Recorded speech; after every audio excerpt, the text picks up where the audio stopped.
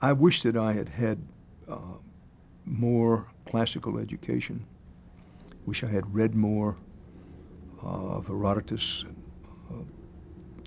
Caesar before going to Vietnam. I would have been a better prepared correspondent had I done that, but I didn't. And Vietnam, from the day I got there, was another, widening of the eyes, sharpening of the jaw. Just everywhere you turned, terrible things were happening, but there was a story everywhere you turned as well. You never met anybody who had more respect for American fighting men and women than I do. And I went with that. I had no opinions about the war other than it was a big, still developing, important story. I never had any difficulty with the military in Vietnam, particularly with anybody below field grade or below, basically majors and below.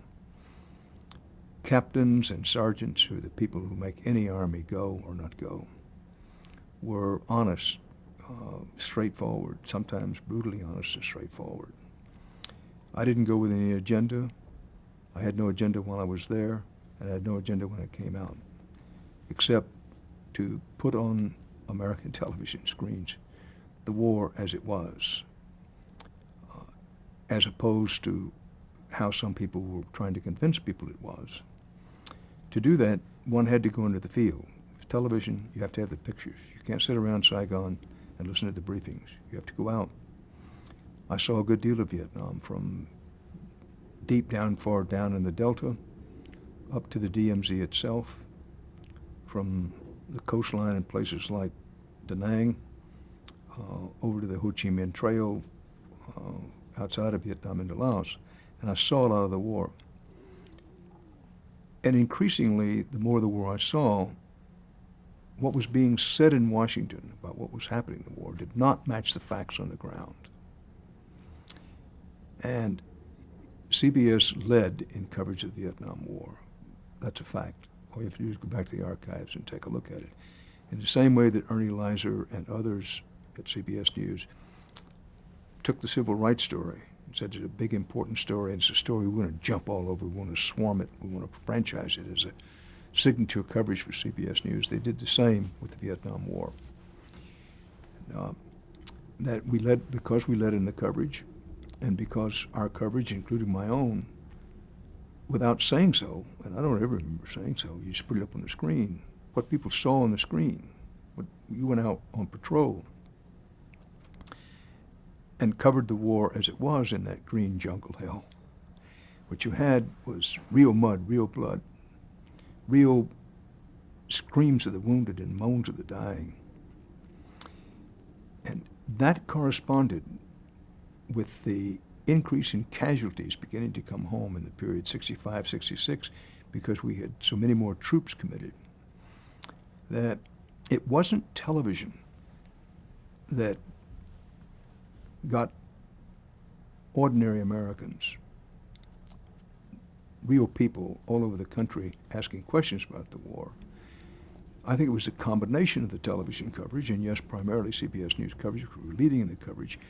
But when Johnny down the street, who 2 years ago was the star quarterback of the football team, or Jimmy from 3 streets over, who was the point guard of the basketball team a year and a half ago, started coming back without their limbs, without their eyes, or coming back in flag-draped coffins, that's when people began to ask questions about the war.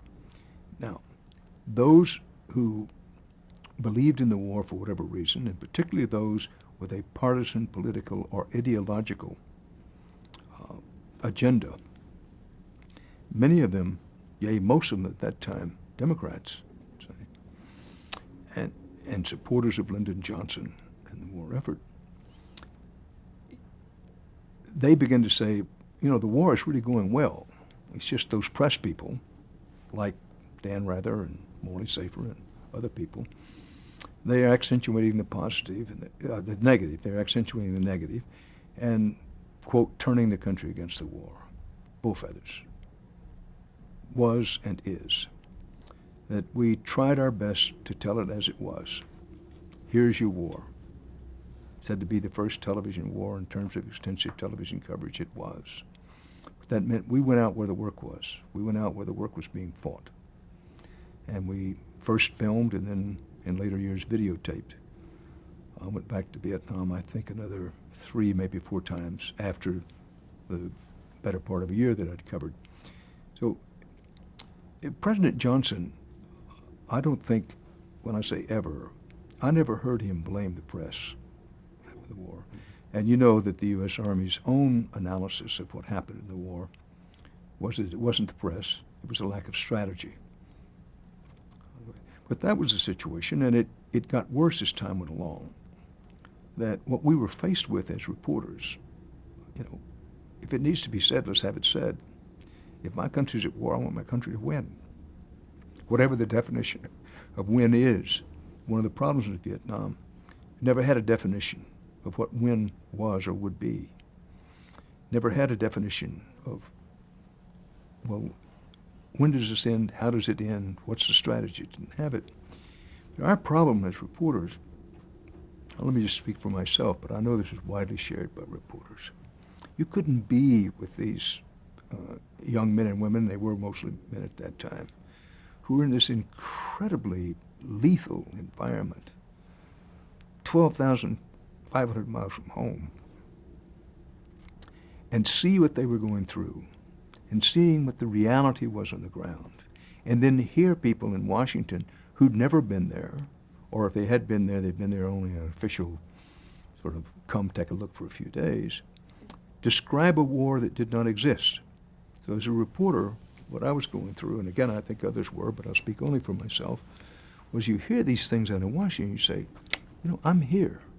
I'm hitchhiking around the country.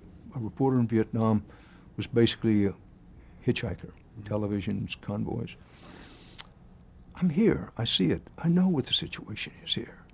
And to hear this being said in Washington about how well things are going, you just ache to say, come out here, spend some time, come with me. Let me take you to this Marine unit in I Corps. Let me take you with this 1st Division down near Vung Tau and show you the real war. So there became a